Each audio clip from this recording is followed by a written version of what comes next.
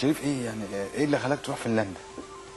مفيش والله. هو يعني يمكن يعني العرض اللي جالي ده كان يعني حاجة كويسة بالنسبة لي، انه يعني في ظل التوقف اللي حصل للكورة يعني في مصر، وانا يعني تقريبا كان يعني تقريبا يعني يعتبر عادي خالص مع نادي الجونة، لان المفروض كان عادي ينتهي بنهاية الموسم ده.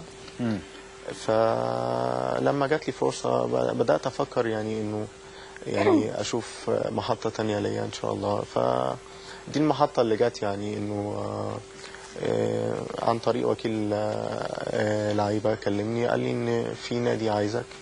النادي ده بطل فنلندا وبيلعب في بطولة أوروبا كل سنة، لأن هو بطل الدوري كل سنة هناك. ف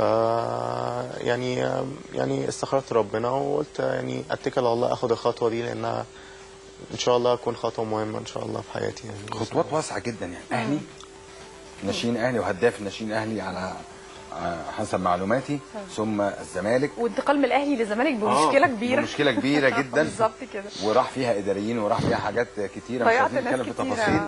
وبعدين من الزمالك للجونه برضو وهداف في الجونه، يعني والله ما كلها ضيعتش انتقالات حد كبيره. بصراحة. وبعدين فنلندا ما ضيعتش حد اصلا.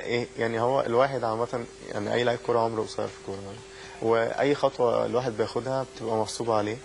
ودايما الواحد بيستخير ربنا، بيعمل اللي عليه، وفي الاول وفي الاخر يعني بيبقى اللي مكتوب لك هو اللي بتشوفه.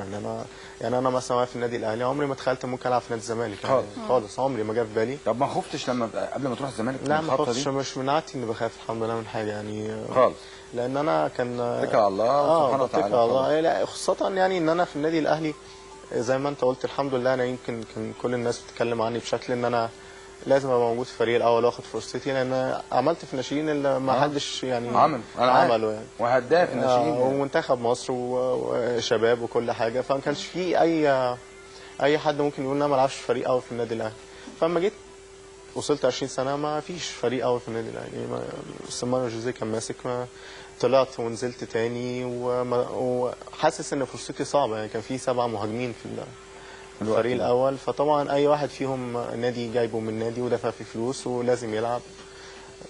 ما حدش هيشيل كل ده ويفكر في ناشئ ان هو يديله فرصته ولا حاجه، الا بقى في ظروف معينه ولما يكون ربنا رايد يعني. في الوقت نفسه كان جالي عرض احتراف من نادي ستاندرد ليش في بلجيكا في نفس الوقت ده.